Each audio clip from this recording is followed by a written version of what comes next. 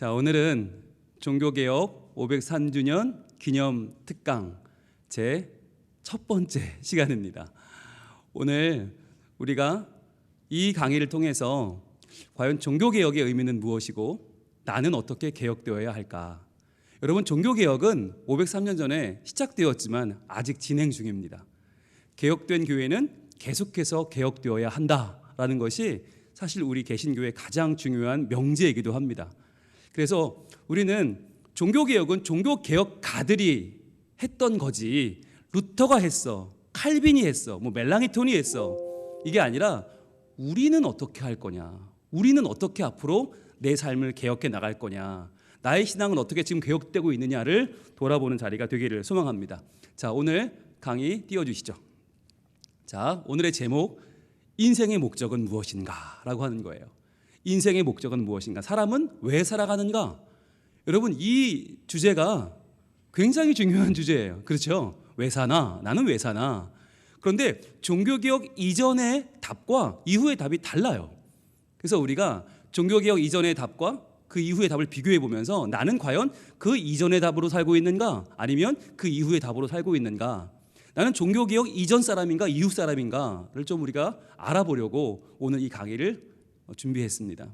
그래서 오늘의 강의는 10개의 강의에 문을 여는 서론이자 우리가 무엇을 할 것인가, 어떤 작업을 할 것인가 라고 하는 것을 오늘 알아보는 시간이기도 합니다. 그래서 한편으로는 오늘이 우리가 이런 작업을 할 거구나 라고 하는 감을 잡는 날이에요. 그래서 여러분, 오늘 잘 오셨지요?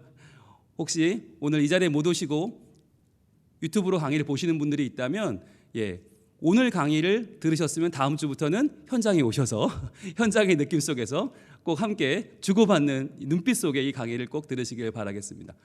자, 여러분 이름을 꼭 쓰시고요. 자, 이름 쓰시고, 이름을 쓰신 다음에 내주셔야 저희가 여러분의 것인지를 확인할 수 있습니다.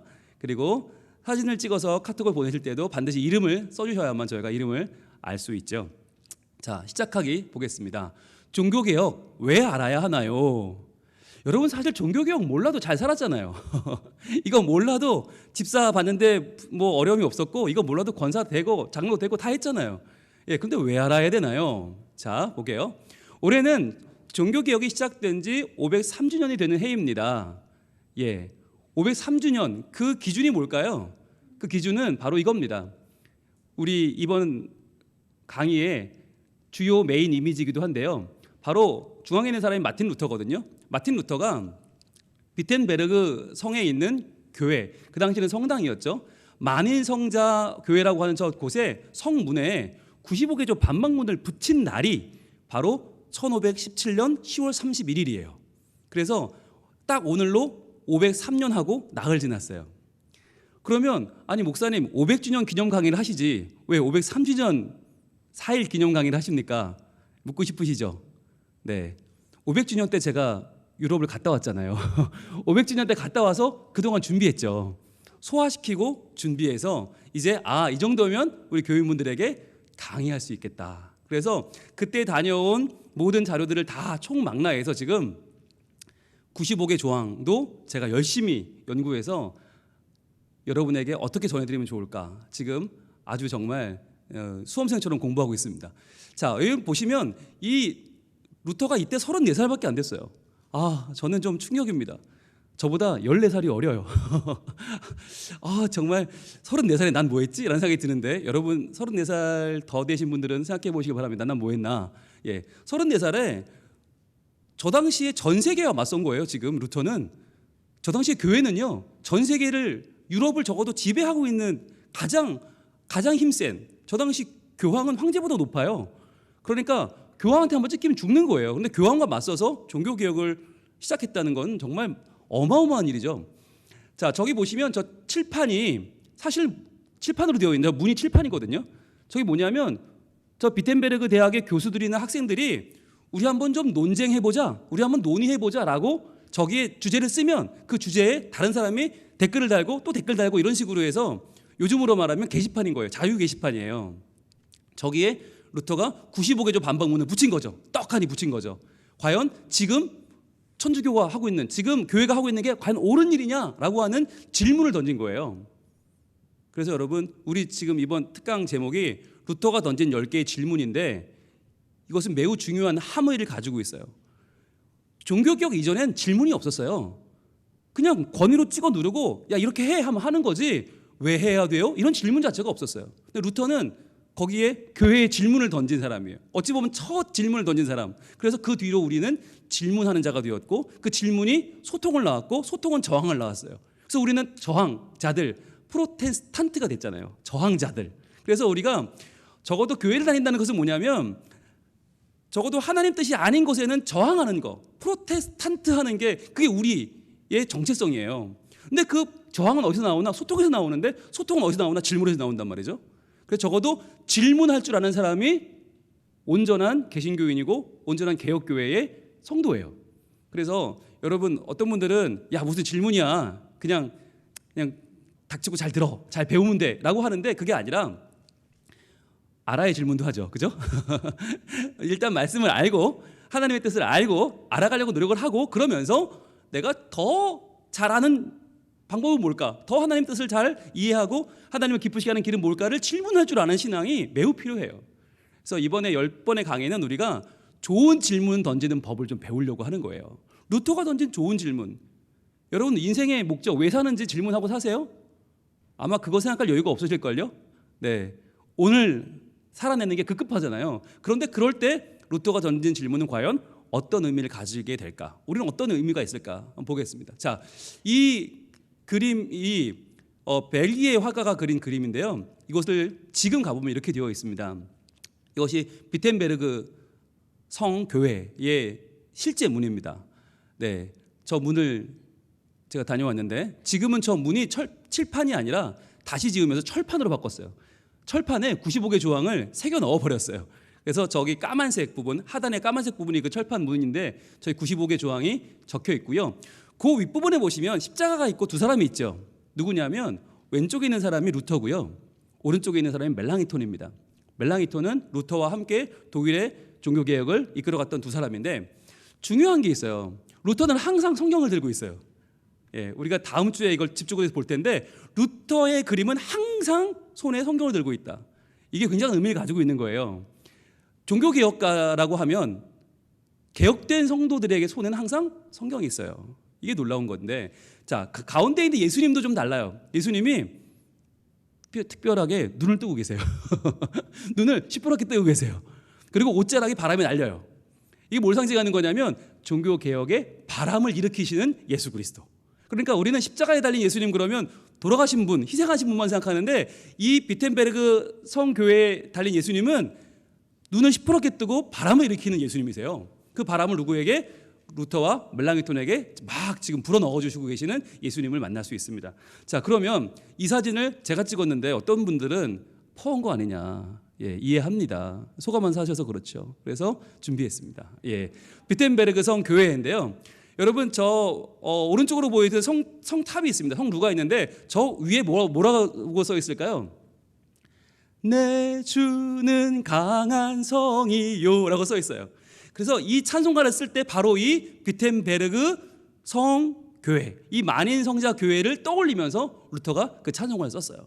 그래서 여러분 여기에 가면 다 그 노래를 부릅니다. 그 찬송을 부르면서 정말 가슴이 뭉클하여 오르거든요. 네, 그러면 이 내부를 한번 들어가 보겠습니다. 자, 비텐베르그 내부입니다. 비텐베르그 예, 제가 직접 찍은 장면인데요.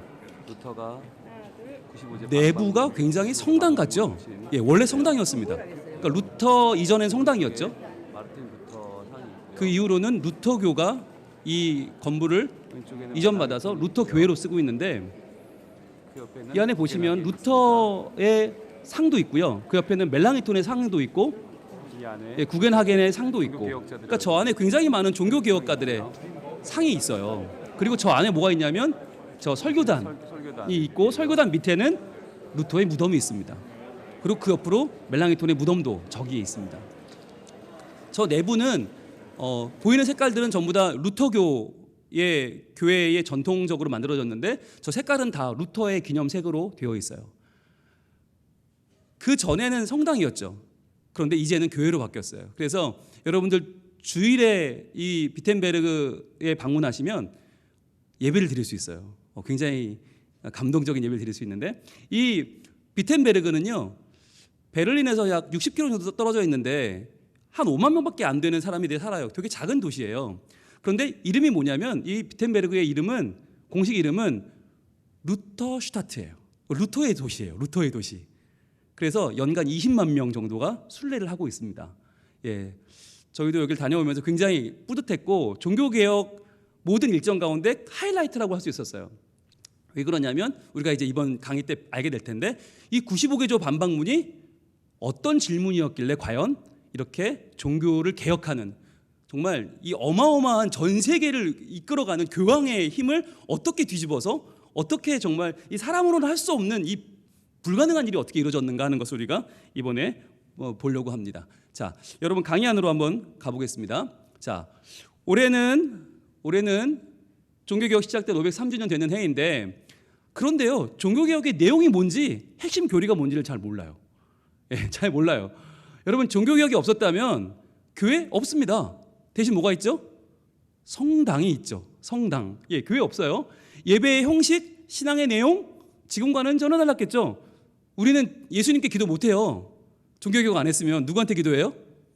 예, 성모 마리아님께 기도해야 돼요. 마리아님이시여 내 기도를 좀 예수님께 전해주세요. 그거 해야 돼요. 여자분들은 머리에 뭐 쓰셔야 되고요. 예, 저는 목사는 당장 잘립니다. 네, 그죠? 사제들이 미사를 집전하시죠. 여러분 이 예배 자체가 달라요. 미사는 완전히 달라요. 게다가 여러분 신앙생활도 칠성사를 중심으로 완전히 바뀝니다. 여러분 죄 지으면 교회 오셔서 고해성사 하셔야 되고요. 네, 이제부터 여러분 굉장히 복잡해집니다. 자, 그것이 다 무엇으로 바뀌었어요? 종교개혁으로 바뀌었어요. 그러니까 종교개혁을 안다는 건 여러분 우리 신앙의 뿌리를 찾는 일이에요. 자, 그래서 종교개혁을 공부하고 알아간다는 것은 우리 신앙의 기본기를 다지는 매우 중요한 과정입니다. 아주 중요한 과정이에요. 그래서 어디서 출발했나? 과연 천주교는 뭐가 문제였고 그가 어떻게 바뀌어서 어떻게 지금 우리가 이렇게 하고 있나? 왜냐하면 뭐가 바뀌었는지 모르면 바뀐 것을 제대로 소화할 수 없기 때문이죠. 자, 신앙생활을 바르게 하기 위해서 꼭 필요한 것이 종교개혁의 의미와 내용을 기억하고 내 삶에 적용하는 훈련입니다. 자, 여기서 중요한 단어가 나오는데 의미, 동그라미 해보시고요. 의미.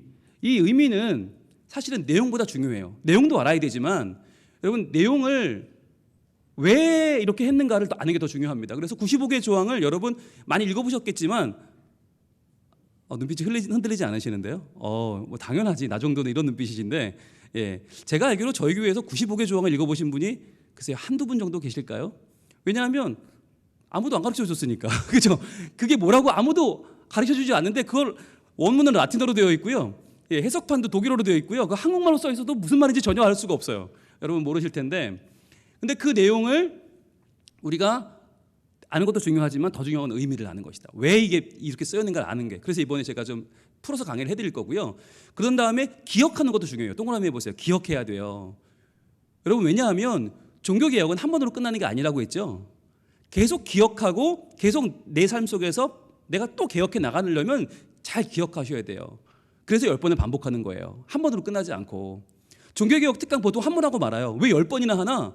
계속 반복하고 기억하고 또 확장시키고 또 연결시켜서 진짜 내 삶의 잘못된 부분을 다 찾아서 개혁해 보자는 거예요. 이 동안에 10주 동안에. 그래서 결국 목표는 어디예요? 내 삶에 적용하는 훈련이에요. 적용 동그라미 해보세요. 적용까지 간다.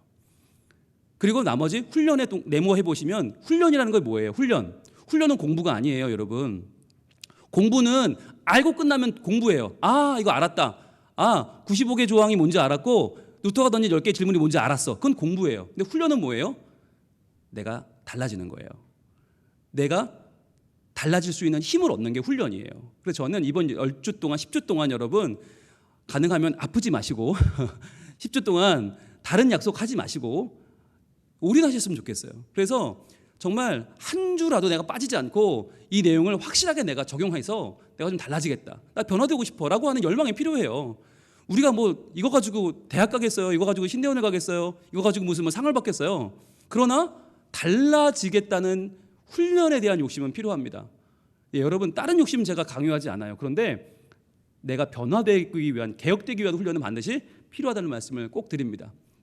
종교 개혁이 뭔지 이제 간단하게만 설명을 좀 먼저 드리면 로만 카톨릭 교회가 세상의 중심이던 시절이 있었어요. 이 당시는 세상이 다 유럽이었으니까 유럽 사회의 중심이 로만 카톨릭이었어요. 그런데 그 중심을 이루고 있던 유일의 종교였던 기독교. 그러니까 이 당시 종교라고 하면 기독교거든요. 이 기독교가 교황과 황제의 자리 다툼 그리고 돈과 권력에 물들어서 부패하기 시작합니다. 그러면서 이를 바로잡기 위해 일어난 신앙 운동이 바로 종교 개혁인데요. 자세한 내용은 우리가 차근차근 또 보고자 합니다. 자, 오늘은 먼저 과연 종교와 개혁을 좀 떼놓고 보려고 해요. 먼저 종교가 뭐고 개혁이 뭐냐? 그 종교 개혁의 의미를 보려고 하는데 먼저 종교라는 것이 뭐냐면 종교는 종이 뭐예요? 여러분 마루 종자예요. 가장 높다, 가장 산마루 할 때 가장 높은 마루가 그 가르침, 제일 높은 가르침이에요. 그래서 종교가 뭐냐면 인간이 살아가는 생에 궁극적인 의미가 있다. 그러니까 돈 벌고 내가 성공하고 건강하고 애 시집장가 보내는 게 다가 아니라 인생에 궁극적인 의미가 있다고 보는 거예요. 겉으로 드러나지 않은. 그러니까 가난해도 좋고 아파도 좋고 내가 성공 못해도 좋은데 진짜 내 인생의 의미는 궁극적인 의미가 있다. 근데 이게 어디 있냐면 나한테 있지 않고 보이지 않는 신이나 절대자에게 있다는 거예요. 그러니까 눈에 보이는 돈이나 성공이 이게 인간의 참된 가치가 아니다라고 믿는 거죠. 그러면서 제일 중요한 건 뭐예요? 자기를 부인하는 거예요. 자기를 부인한다는 말은 내가 가진 걸 자랑하지 않고 내가 뭔가를 했다고 내세우지 않는 것. 즉 나의 연약함과 부족함을 인정하는 것. 그러니까 여러분 종교인은 어떻게 드러나요? 겸손이라고 하는 외형으로 드러날 수밖에 없는 거죠. 왜냐하면 신을 믿는데 어떻게 내가 교만할 수 있어요? 하나님 앞에서 내가 어떻게 나를 내세울 수 있어요? 그러니까 믿으면 믿을수록 변은 익을수록 고개를 숙인다. 그래서 하나님을 믿으면 믿을수록 우리는 겸손해지는 거죠. 나는 누구다? 티끌이다. 이게 우리의 고백이잖아요.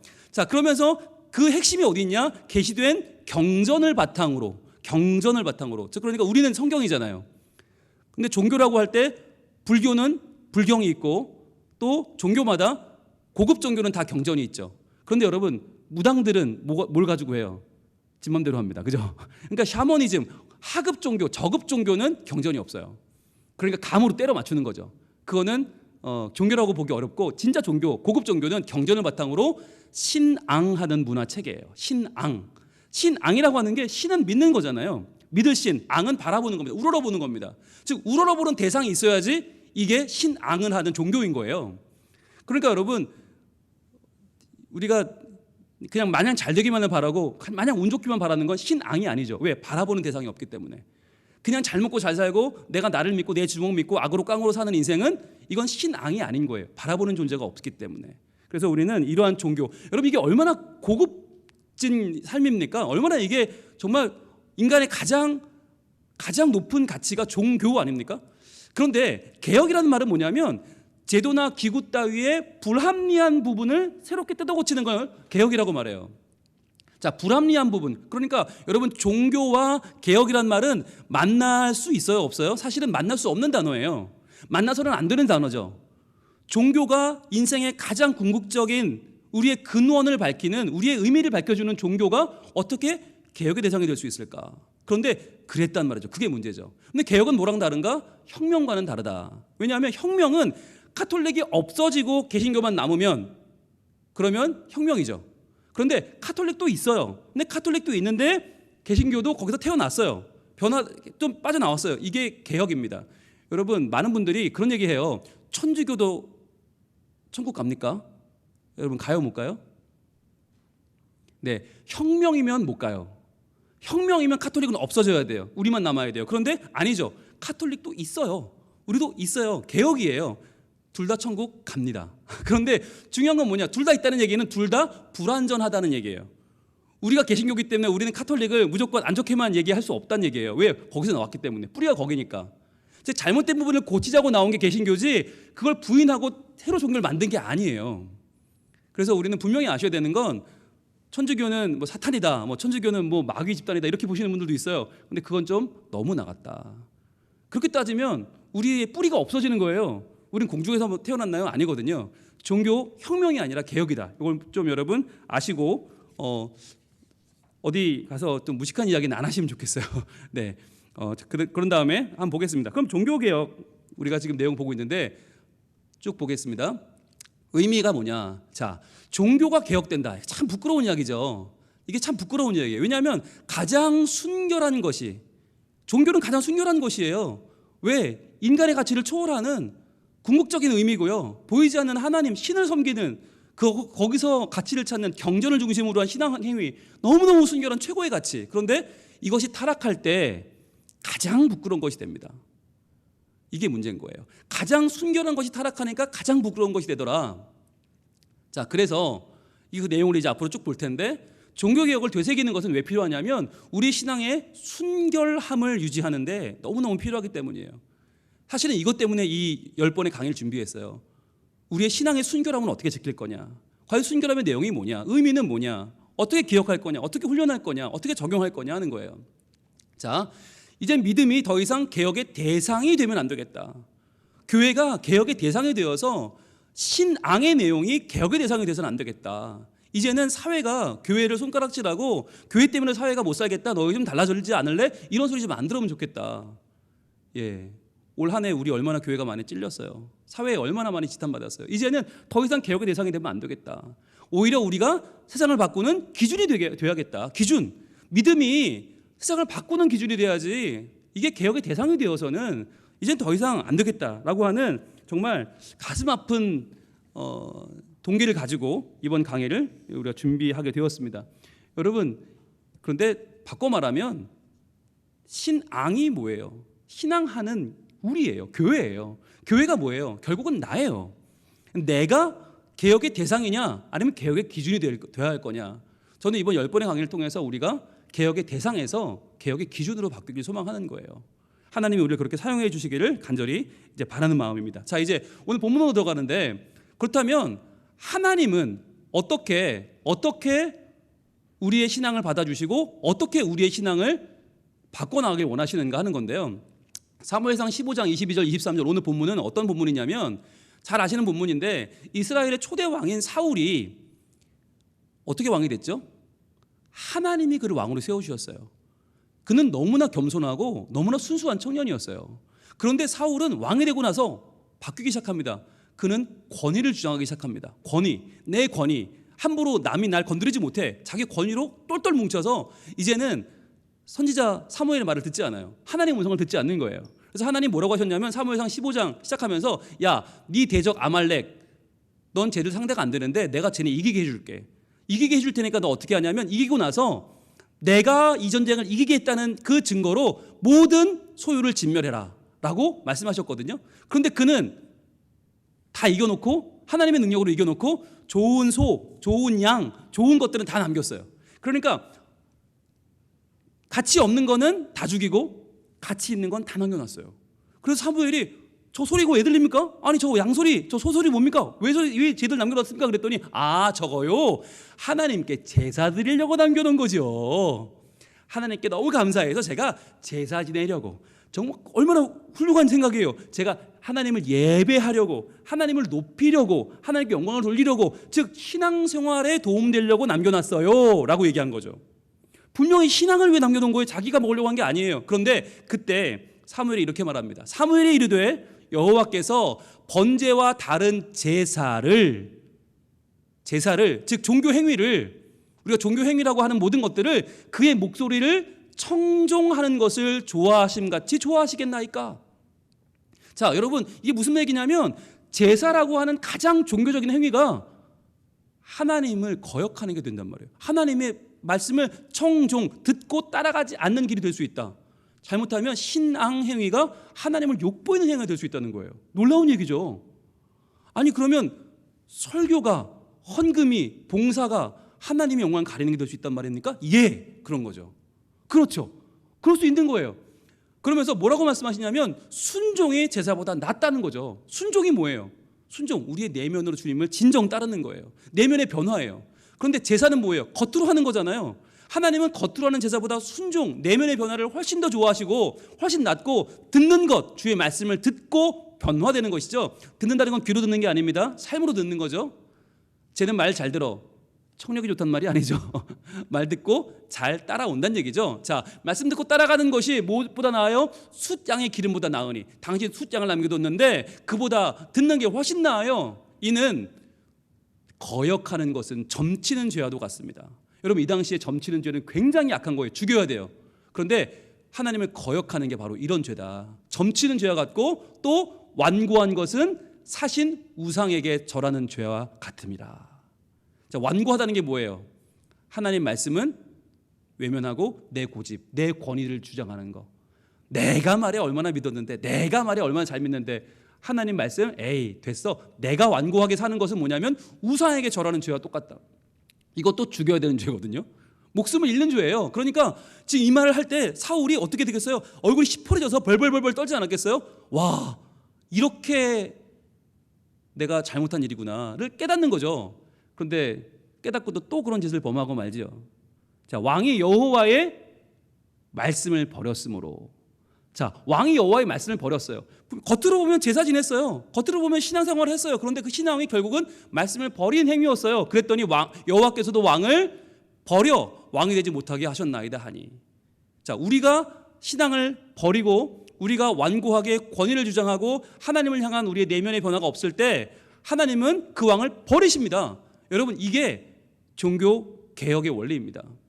교회가 겉으로 보면 예배드려요. 매주 예배하고 구역 공과하고 뭐 매주 신방하고 매주 설교하고 새벽마다 모이는데 하나님 말씀을 듣는 게 아니라 우리의 생각을 더 완고하게 하고 내가 나를 지키기 위해서 내가 나를 높이고 내 아의 권위를 주장한다? 그러면 하나님은 버리실 거다. 그래서 하나님이 카톨릭을 버리신 거예요. 카톨릭을 버리고 개신교를 이제 하나님이 태동하게 하신 것이죠. 그것이 바로 종교 개혁입니다. 자, 여러분 그러면 이제 우리는 어떠한 결과를 얻게 되었나? 2번으로 갑니다. 종교개혁의 결과입니다. 종교개혁의 결과. 자, 결과로 어떤 결과가 왔나? 외형이 바뀌었어요. 외형. 자, 기독교가 두 개로 나눠집니다. 구교와 신교로 나눠져요. 여러분, 어떤 분들은 기독교를 우리가 기독교인 줄 알고 있어요. 이건 맞아요, 틀려요? 우리 기독교예요, 아니에요? 네, 이건 반은 맞고 반은 틀려요. 네, 기독교 우리 맞아요. 그런데 우리만 기독교 아니에요. 그럼 누구도 기독교예요? 카톨릭도 기독교예요. 예, 기독교라고 하면 카톨릭과 개신교를 같이 우리 다 기독교예요. 왜? 기독교라는 건 하나님을 믿고 예수 그리스도의 보혈의 피로 구원받은 사람들, 성경을 읽고 하나님을 예배하는 자들은 다 기독교예요. 그러니까 카톨릭과 개신교는 다 기독교인데 이 중에서도 구교, 즉 옛날 구자죠. 옛날 우리가 쉽게 말하면 성당 중심의 카톨릭, 이게 종교개혁 이전의 신앙이 그대로 유지되어 온 거죠. 그게 이제 구교, 카톨릭이고요. 그다음에 신교가 뭐예요? 신교. 새로 나온 종교는 쉽게 말하면 교회 중심의 개신교죠. 그래서 우리는 정확히 말하면 기독교 중에서 개신교가 맞아요. 그래서 여러분들 어떤 분들은 카톨릭과 기독교로 구별하는 분들도 있는데 정확히 말하면 기독교 안에 카톨릭이 들어갑니다. 근데 어떤 분들은 또 그래요. 목사님, 가톨릭 아닌가요? 예, 여러분 공식 명칭이 가톨릭입니다. 왜? 영어로는 C거든요. C면 카톨릭이 맞잖아요. 근데 왜 가톨릭이라고 할까요? 이유가 뭘까요? 네, 뭐 정부나 이런 데서 발표할 때요, 종교 통계 같은 거 발표하잖아요. 그럴 때 이 종교가 우리나라에 굉장히 많거든요. 뭐 수백 개가 됩니다. 그 종교가 발표될 때 개신교는요 앞쪽에 있어요. 그렇죠, 기억이니까. 그죠? 근데 카톨릭은요 기억이니까 맨 뒤에 있단 말이죠. 기분 나쁜 거예요, 카톨릭이. 그러니까 거기서는 권위가 중요한데 우리가 형인데, 우리가 그래도 뿌리인데 우리가 앞으로 가야지. 왜 개신교가 앞에 있어? 그래서 카톨릭을 바꿨어요. 가톨릭으로 바꿨어요. 그래가지고 우리가 제일 앞으로 가자. 그래가지고 가로 바꿔서 가톨릭으로 제일 앞으로 갔어요. 그래서 공식적으로는 가톨릭이라고 쓰고 있지만 그건 사실 그게 얼마나 그들의 권위주의를 사실 보여주는 있는 건가라고 하는 하나의 좀 예화고요. 가톨릭. 그래서 앞으로 갔지만 실제로는 카톨릭이 맞다. 근데 카톨릭이라고 말하면 그 뜻이 뭐냐면 우주적이다라는 뜻이에요. 사실은 우주적이다. 그리고 유일하다라는 뜻이에요. 그러니까 여러분 이게 뭘 보여주냐면 종교 개혁은 불가능해라고 하는 얘기예요. 카톨릭에서 볼 때 우리가 우주인데, 우리가 하나인데, 우리가 유일하고 우리가 사도적인 교회인데, 우리가 하나밖에 없는 유일한 교회인데 개혁을 무슨 얼어 죽을 일로 와 앉아 꿇어, 들어. 이게 이제 카톨릭의 권위주의인 거죠. 그런데 그 카톨릭에서 놀라운 이제 종교 개혁이 일어나기 시작을 합니다. 이게 이제 더 중요한 이제 내면의 변화를 볼 텐데요. 아까 말씀드렸죠? 내용보다 중요한 게 의미라고요. 자, 그러면 종교 개혁의 의미 보겠습니다. 자, 그러면 이렇게 카톨릭이 개신교로 바뀐 건 뭐가 중요한 건가? 오늘의 이제 핵심이 등장을 하는데, 내면의 변화는 뭐냐면, 카톨릭을 한마디로 정의하면 뭐냐? 그 당시에 전 세계를 지배하던, 유럽을 지배하던 카톨릭을 한마디로 하면 뭐냐? 바로 권위에 대한 믿음입니다. 권위에 대한 믿음. 즉, 교황이 모든 성경을 해석해요. 일반 사람들은 성경을 못 봐요. 모든 성경은 라틴어로 되어 있고 설교도 사제들이 라틴어로만 합니다. 그러니까 라틴어는 사어거든요. 안 쓰는 말이에요. 그러면 독일 사람들도 라틴어, 영국 사람들도 라틴어, 프랑스 사람들도 라틴어, 아무도 모르는 설교를 듣는 거예요. 결국 아무도 못 읽는 성경, 아무도 못 알아듣는 설교. 그러니까 교회 가면 사람들이 멀뚱멀뚱 앉아 있어요. 그러니까 설교를 들으면 무슨 뜻인지 모르니까 예배 드린 것 같지가 않잖아요. 그러니까 어떻게 해요? 성찬식을 하는 거예요. 떡을 줘요. 그나마 잔은 주지도 않아요. 왜요? 그 당시 사람들이 거의 농부 아니에요. 농부. 농부들이 손이 어떨까요? 갈라지고 터지고 그 손으로, 뭉툭한 손으로 잔을 받다가 얼추 떨어뜨립니다. 깨지죠. 어떻게 해야 될까요?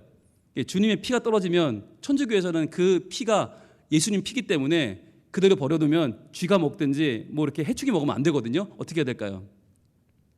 네, 사제가 먹어야 됩니다. 그럼 깨어진 유리잔과 그 포도주가 흐른 바닥을 사제가 핥아 먹어야 돼요. 그럼 어떻게 되겠어요? 네, 여러분 제가 사지 못하는 이유를 아시겠죠? 제 비위는 못합니다. 예, 절대 못합니다. 자, 그런데 비위가 문제가 아니라 이거 너무 위험한 거 아니에요? 혀에 온통 피투성이가 될 테니까 어떻게 하겠어요? 그러니까 어떻게 합니까? 안 주는 거예요. 그래서 오래도록 안 줬어요. 안 주고 대신에 뭐만 줬냐? 떡만 줬어요. 떡은 어떻게 줬냐? 놓쳐도 주시면 되잖아. 그리고 그래도 놓치니까 어떻게 입안에 넣어줬어요. 아예 그냥 야 일로 와. 그리고 입에 넣어줬어요. 그렇게 성찬을 베풀었어요. 그러면서 뭐라고 했느냐? 야, 오늘 말씀 못 알아들어도 좋아.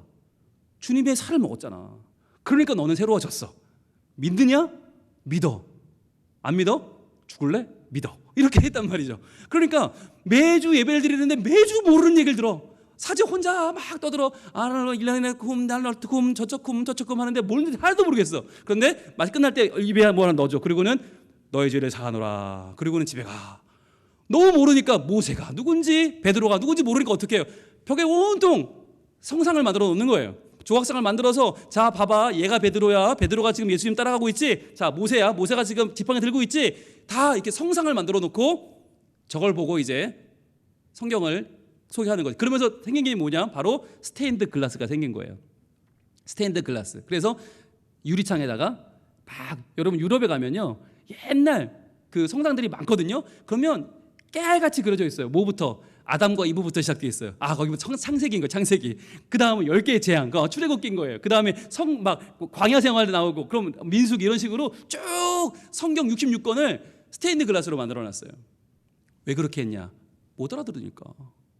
설교도 못 알아듣고 예전을 못 알아듣고, 뭐 우리말로 해야 알아듣죠. 여러분 이때 영국에서 이런 일이 있었어요. 영국의 너무너무 뛰어난 학자가 라틴어를 공부해서 주기도문을 라틴어로 외운 거예요. 그런데 이걸 딸들한테 알려주고 싶은 거예요. 어린 딸들에게. 근데 어린 딸들이 라틴어를 모르잖아요. 그래서 남몰래 자기가 혼자 영어로 번역을 합니다. 주기도문을.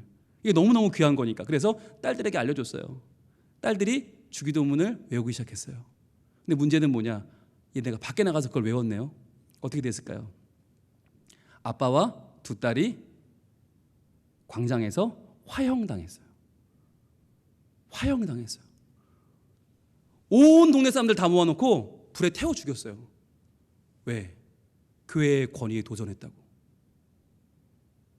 거룩한 성경 말씀, 라틴어로만 기록된 거룩한 성경 말씀을 어떻게 천박한 영어로 번역해서 애들에게 알려줄 수 있겠냐? 이러한 자는 불 태워 죽여야 된다. 그러면 아빠만 죽여야지. 딸들은 왜 죽여요? 천박한 언어로 하나님 말씀을 외웠다고. 그걸 입으로 옮겼다고. 죽여라. 다 죽였어요. 여러분 이게 그 당시에 현실이었어요. 근데 그 집만 그랬나? 아니요. 숱하게 많은 사람들이 성경을 알고 싶어서 성경 한 부분을 번역했다가 그것 때문에 불에 태워 죽고 성경을 라틴어를 자국어로 바꾸려는 노력들이 숱하게 있었지만 그 모든 노력은 다 수포로 돌아가고 말았어요. 그래서 종교개혁의 가장 중요한 시작은 성경의 번역이었어요. 우리가 다음 주에 이제 성경 이야기를 하면서 좀 보기로 하겠고요. 자, 그러면 오늘은 이제 우리 권위에 대한 믿음. 자, 권위를 믿어. 내 권위, 이 권위를 믿어. 그러니까 교황의 권위를 믿고 교황에서 비롯된 교황 밑에 누가 있어요?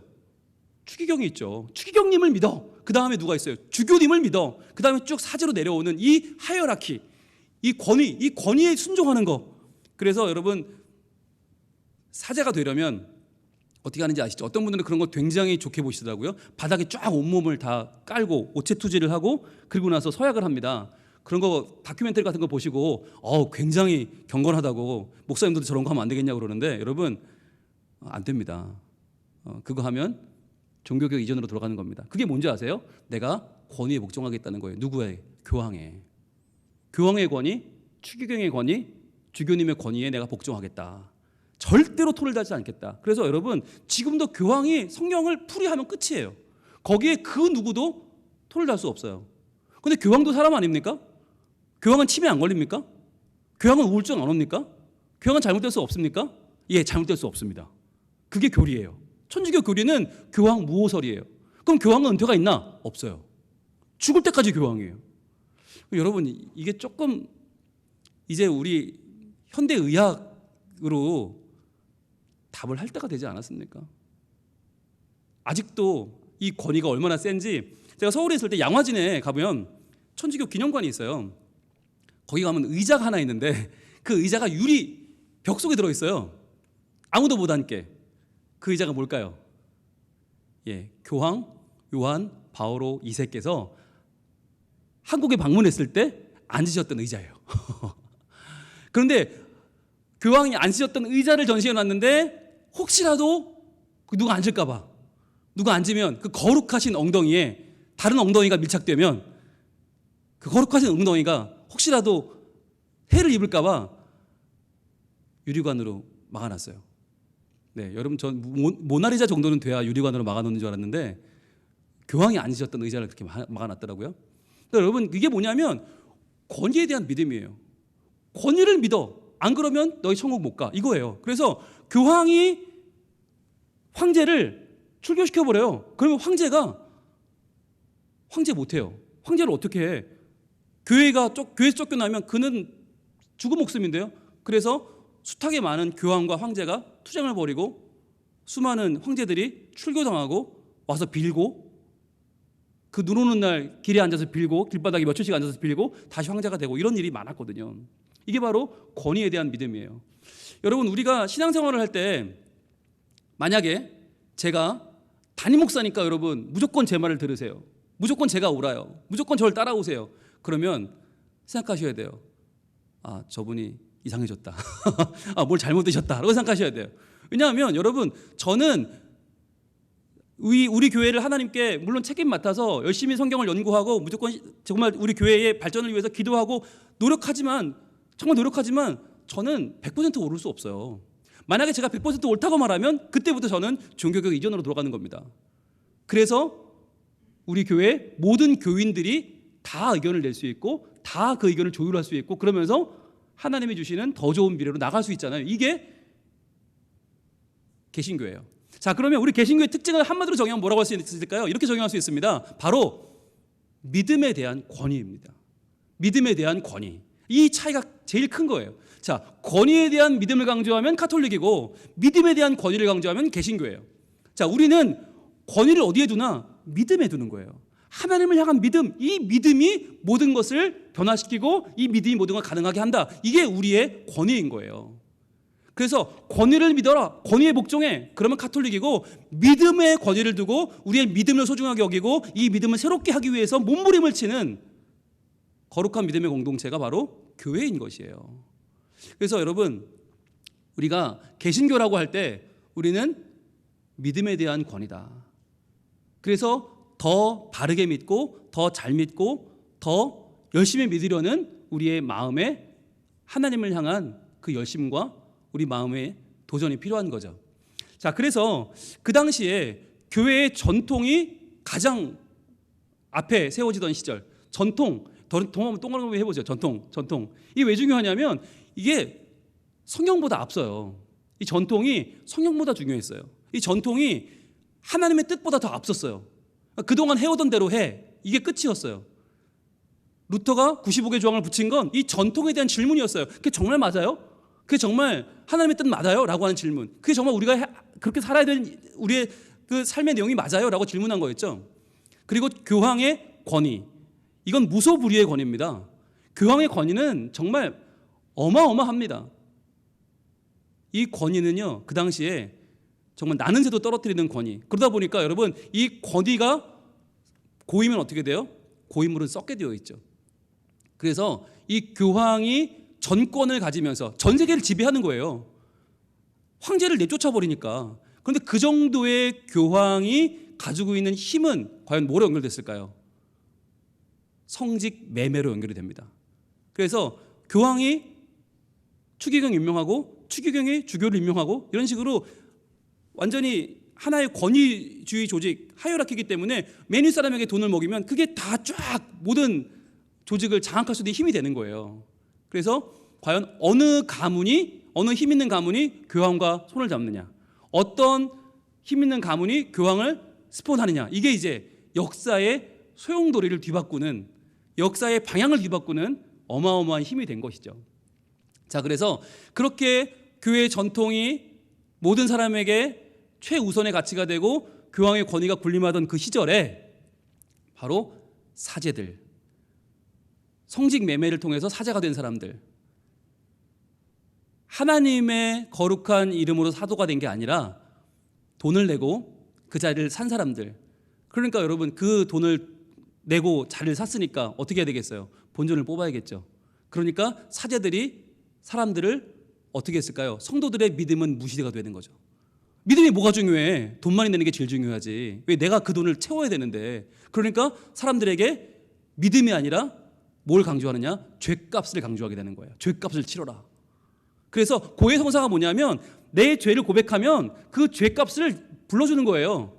그거 벌금 얼마짜리? 그거 쌀 한 마지기짜리. 이런 식으로. 그거 감자 2부대짜리. 이런 식으로 죄값을 보속이라고 해요. 보속. 이것도 우리가 보게 될 텐데, 카톨릭의 핵심인 고해성사는 뭐냐? 결국 사제들의 성직 매매를 채우려는, 자기들이 돈 내고 산 그 자리를 메꾸려는 시도로 계속 왜곡되었어요. 물론 시작은 참 좋았지만 점점 왜곡되기 시작했어요. 그러면서 성도들의 믿음은 철저히 무시되고 율법에 얽매이는 형식적인 신앙생활을 하게 된 것이죠. 율법에 얽매이는 형식적인 신앙생활.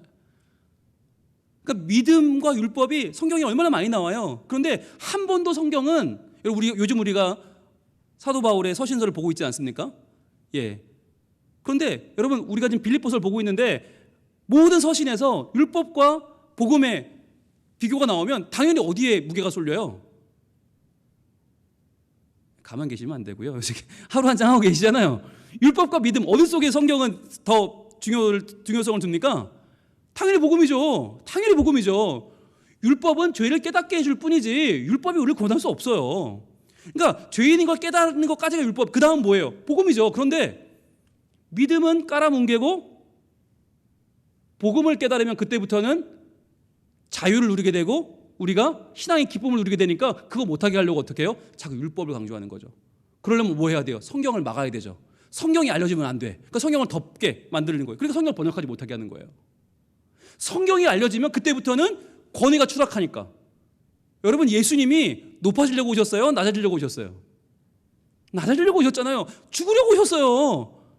아니, 그런 분인데 그런 분을 믿는 교회가 점점 높아지는 게 옳지 않잖아요. 그래서 여러분, 종교개혁이라는 건 뭐냐면 성경으로 돌아가 예수님의 삶을 우리가 살아내는 거예요. 예수님으로 말미암아 구원받은 걸로만 끝나는 게 아니라 율법으로 그분을 만족시키는 삶이 아니라 우리가 복음으로 예수님의 십자가의 은총을 누리면서 예수님과 같이 세상을 변화시키며 살아가게 되는 것. 그게 신앙의 핵심 아닙니까? 그런데 이 당시에는요, 그렇게 믿음이 무시되고 율법에 얽매이는 형식적인 신앙생활을 하게 했단 말이죠. 자, 이제 여기서 우리의 오늘의 질문이 등장을 합니다. 자, 오늘의 질문. 자, 가장 중요한 질문이 나오죠. 여러분, 가장 할 수 있는 가장 중요한 표시를 해보세요. 인생의 목적은 무엇인가? 라고 하는 거예요. 과연 우리는 왜 사는가? 무엇을 위해 살아가는가?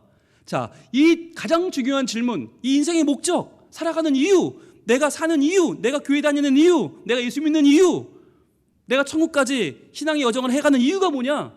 자, 카톨릭의 대답은 뭐냐? 과연 이 종교개혁 이전의 질문은, 이 대답은 뭐였냐? 이거였어요. 교회가 정하는 교리의 해석에 복종하는 거예요. 군소리 하지 마. 성경이 뭐라고 썼냐고 묻지 마. 네가 알아? 읽으면 알아? 웃기지 마. 우리가 해석해 줄 테니까, 우리가 말해 줄 테니까 이것만 따라와. 귀 닫고 눈 닫고 너는 그냥 소처럼 말처럼 따라와. 이게 인생의 목적이었어요. 교회가 정하면 성도는 하는 거예요. 여러분, 그래서 우리가 기억하지 않습니까? 흑사병이 돌 때 얼마나 많은 교회가 성도들을 교회로 불러들였습니까? 교회는 하나님이 지켜주시는 공간이다. 다 와라. 그래서 어떻게 됐어요? 다 죽었어요. 한꺼번에 전염돼서 수천 명씩 죽었어요. 교회에서. 뭘 보여주는 겁니까? 교회가 정하는 교리의 해석에 복종. 하나님 뜻 관심 없고요. 성경이 뭐라고 되어 있나 관심 없어요. 이미 사제들 성경 안 읽어요. 뭐하러 읽어요? 이미 사제 됐는데, 돈 내고 됐는데. 그때부터는 알지도 못하는 소리만 떠들면 돼. 아무도 못 알아들으니까. 그러니까 교회의 신앙은 땅에 처박히고 사람들의 관심은 돈과 권력과 세상의 성공에 다 가 있죠. 그러니까 그러기 위해서는 사제의 말에 복종하지 않으면 쫓겨나는데요, 출교당하는데요, 천국 못 가는데요. 그때부터는 철저하게 모든 것을 귀 막고 눈 막고 복종하는 삶이 된 거죠. 그러면서 어떻게 되었나? 죗값을 치르러 평생 수고하는 삶을 살게 된 거죠. 그러잖아요. 여러분, 죄 안 지은 사람이 어디 있어요? 그런데 그 죄값을 누가 치렀어요? 사실은 예수님이 치르셨잖아요. 예수님이 십자가에서 다 치르셨어요. 그런데 그 복음을 전하지 않아요. 그리고 뭘 강조하냐? 야, 너 죄값 치러야 돼. 야, 너 잘못 말했지? 잘못 행동했지? 잘못 생각했지? 죄값 치러야 돼. 그러니까 고해성사해. 고해성사하면 내가 그 죄값을 알려줄게. 그러면 자잘한 어떤 죄는 기도문을 몇 번 암송해. 좀 자잘한 건 성 마리아님께 몇 번 잘못했다고 고백해. 그런데 좀 더 큰 건 그거는 고구마, 옥수수, 두푸대짜리. 그건 너무 크니까 말이 끄는 수레 하나 정도. 그건 더 크니까 돈으로 금화 100만 양. 이런 식으로 푸는 게 값인 거예요. 그래서 죄값을 치르기 위해서 성도들은 평생을 자기 죄값을 치르고 사는 거예요. 여러분, 이게 뭐예요? 이게 결국은요, 교회가 사람들을 이중과세죠. 나라에는 나라대로 세금 내고 교회는 교회대로 세금 내고 평생을 하나님 뜻도 모른 채 예수님의 십자가 부활, 그 엄청난 주님의 하신 놀라운 십자가 사역을 전혀 모른 채 복음을 들어보지도 못하고 율법으로 치여 살다가 결국 그들의 인생을 끝내고 말았어요. 그게 인생의 목적이었어요. 평생 죄값 치르는 거, 평생 수고하는 거, 교회 복종하는 거, 그게 카톨릭이 말하는 인간의 목적이었어요. 자, 그런데 중요한 거, 여기서 여러분 정말 제일 중요한 문장이 등장을 합니다. 이게 루터의 말 가운데서 어찌 보면 가장 유명한 말 중에 하나예요. 가장 유명한 말. 루터가 목숨을 걸고 평생을 이걸 위해 살았어요. 이걸 위해 인생을 걸었어요. 그게 뭐냐? 하나님을 하나님 되게 하라, 이거예요. 이게 우리 인생의 목적입니다. 여러분, 왜 사십니까? 하나예요. 하나님을 하나님 되게 하려고. 즉 하나님의 영광. 여러분, 하나님을 하나님 되게 하려면 어떻게 해야 돼요? 하나님께 영광 돌리면 어떻게 해야 돼요? 하나님의 뜻을 알아야죠. 하나님의 말씀을 듣고 하나님의 마음을 깨닫고 하나님이 원하시는 일을 하면서 하나님을 영광 돌리는 찬양과 경배와 예배를 하면서 하나님의 사람으로 살아가는 것. 그러면서 여러분, 구원은 누가 이룹니까? 하나님이 이루십니다. 여러분, 교회의 권위로 우리를 천국 보내주는 거 아니고요. 그리고 내가 하나님도 아니에요. 내가 노력해서 내가 수고해서 내가 돈 벌어서 내가 죄값을 치르면 천국 가요? 아니요. 우리 못해요. 누가 해요? 하나님이 하시는 거예요. 그래서 하나님을 하나님 되시게 하라는 얘기는 뭐냐면 우리 살아가는 삶의 목적이 처음부터 끝까지 하나님께 있음을 알고 믿고 고백하고 살아내는 실제적인 그 의미와 내용에 있어서 하나님의 자녀로 산다는 거예요. 우리는 그 누구의 눈치도 볼 필요 없고요. 우리는 그 누구에게 끌려다닐 필요도 없어요. 오직 하나, 성경 말씀이 우리에게 전해주고 있는 하나님의 놀라운 나를 향한 계획을 알아가는 거. 그러면서 그 가운데에서 신앙의 자유를 누리는 거. 그러면서 기쁨을 만끽하며 오늘을 살아가면서 내가 하나님의 자녀된 자로 더 이상 두려워하지 않고 더 이상 내가 죄값을 치러야 한다는 이 두려움, 이 막막함에서 벗어나서 이제는 내가 구원받은 자로서의 아름다운 성화의 삶을 살아나가는 거. 이게 바로 뭐냐면 하나님을 하나님 되게 하는 거예요. 그게 바로 예수님을 이 땅에 보내주시고 예수님이 십자가를 지고 나를 구원하시게 하신 하나님의 놀라운 계획, 그것을 인정하고 감사하고 찬양하며 살아가는 것이 바로 우리의 인생의 목적이라는 것입니다. 그래서요, 여러분, 만약에 내 삶 가운데에서 내가 습관적으로 해오던 게 있다면, 왜 하는지도 모르고 하는 게 있다면 한번 돌아볼 필요가 있어요. 왜 하게 된 건가 생각해 볼 필요가 있어요. 과연 그건 누구의 말을 내가 들었지? 내가 무엇 때문에 하는 거지? 아니면 내 스스로 나를 움직일 수도 있어요. 내가 주인 돼서 내가 하나님 될 수도 있어요. 그래서 내가 남에게 잘 보이려고, 또는 내가 뭔가 성취감을 누리기 위해서 내가 뭔가 나를 만족시키려고 하는 신앙생활도 있을 수 있어요. 여러분, 그걸 찾아내는 노력이 필요해요. 그걸 걸러내는 노력이 필요해요. 과연 하나님이 원하시는 건가? 이게 하나님이 그렇게 사랑하시는 나의 가치, 그리고 하나님이 그렇게 사랑하시는 우리의 가치에 이게 부합되는 것인가? 하나님을 하나님 되게 하는 건가? 라고 하는 질문을 던져야 되는 거예요. 아니라면 여러분, 과감하게 변화시킬 필요가 있어요. 과감하게 바로잡을 필요가 있는 것입니다. 결론 들어가겠습니다. 결론. 자, 이제 우리의 결론은 뭐냐? 하나님이 우주와 역사의 중심이라는 거예요. 중심. 굉장히 중요한 단어죠. 중심. 뭐가 기준이냐? 하나님. 그 하나님의 나를 향하신 놀라운 계획, 그 뜻이 중심이에요. 자, 하나님 중심의 세계관, 나의 일터에서, 학교에서, 가정에서 하나님 중심의 세계관을 갖게 되는 것, 그리고 신앙, 바른 하나님을 바라보며 주님을 신뢰하고 주님을 앙망하는 이 신앙을 회복할 때, 즉 하나님을 하나님 되게 할 때 인생의 참된 가치와 의미와 목적을 발견할 수 있는 거예요. 그 목적이 뭐라고 했어요? 하나님을 하나님 되게 하라, 이거예요. 여러분, 목사는 어떤 목사가 좋은 목사입니까? 하나님을 하나님 되게 하는 목사가 제일 좋은 목사예요. 그럼 성도는요, 하나님을 하나님 되게 하는 성도가 제일 훌륭한 성도예요. 우리가 그것을 위해서 의견이 다를 수는 있어요. 그것을 위해서 우리가 때로는 피 튀기게 논쟁할 수 있어요. 그러나 여러분, 그것은 아름다운 일이에요. 그런데 만약에 제가 하나님 되려고 여러분을 끌어간다, 여러분이 하나님 되려고 저에게 이런 말씀 저런 말씀을 부딪힌다, 그러면요, 그건 둘 다 죽는 길이에요. 겉모습이 중요한 게 아니에요. 목적이 중요해요. 그 목적은 하나예요. 여러분과 저, 우리 모든 자녀들, 우리 모든 가족들, 우리 모든 살아가는 모든 이들의 하나의 목적은 바로 하나님을 하나님 되게 하는 것이죠. 그리고 또 하나, 거기서 나오는 것이 구원입니다. 구원은 인간이 주도하는 행위나 공로로는 절대로 얻을 수 없다는 거. 그러니까 이제 여러분, 자유하셔야 돼요. 율법에서 자유하셔야 되고, 내가 죄값을 치러야 된다. 여러분, 여기서 자유하셔야만 합니다. 왜냐하면 그건 하나님이 하나님 되는 길이 아니기 때문에. 그래서 하나님의 행하심, 하나님의 역사죠. 하나님의 행하심에 달려있다는 의미, 이것을 우리가 분명히 기억하는 거예요. 그래서 이제 우리에게 제일 중요한 인간의 구원의 문제가 철저히 하나님의 주권적인 은혜로 주시는 선물이라고 하는 것을 우리가 잘 기억하셔야 되는 거예요. 그래서 다시 우리는 은혜로 들어갑니다. 은혜. 내가 이루는, 내가 뭔가를 해내는 악으로 깡으로 내 실력으로가 아니라 오직 은혜로 우리는 살아가게 된다는 거죠. 그래서 여러분, 하나님을 하나님 되게 하는 나의 삶, 하나님을 중심으로 삼고 그분을 목적으로 삼아서 내 구원이 하나님의 행하심에 있고 하나님의 주권적인 은혜로 내가 선물로 그 은혜를 받는다고 하는 사실이 얼마나 중요한지 모릅니다. 여러분, 한 주간 생각해 볼 제목을 드립니다. 바로 내 신앙생활에서 하나님이 하나님 되시기 위해서 새롭게 바꿔야 할 부분은 무엇인가? 여러분 한 주간 묵상해 보시길 바라요. 그리고 다음 주에 오실 때 이 여러분의 답을 들고 오시길 바라요. 그 답을 가지고 오신 데서 다음 주에 강의는 출발할 것입니다. 여러분 종교 개혁, 믿음은 새로워져야 합니다. 믿음은 변화되어야만 합니다. 믿음은 새로워져야만 합니다. 어디를 향해서? 하나님이 하나님 되는 내 삶을 향해서.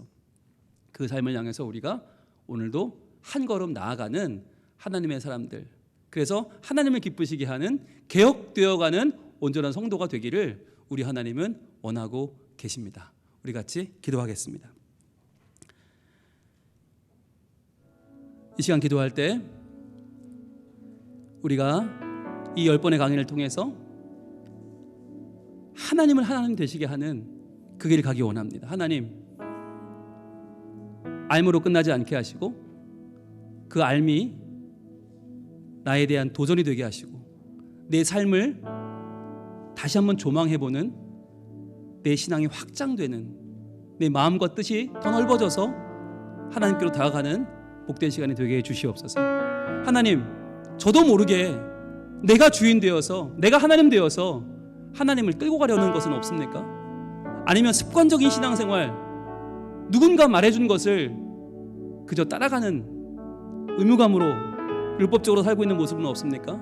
주여 나를 도와주셔서 나의 욕심 내려놓고 하나님만 하나님 되시게 하는 거룩한 종교개혁의 삶을 살게 하여 주시옵소서. 이 시간 우리 같이 기도하겠습니다.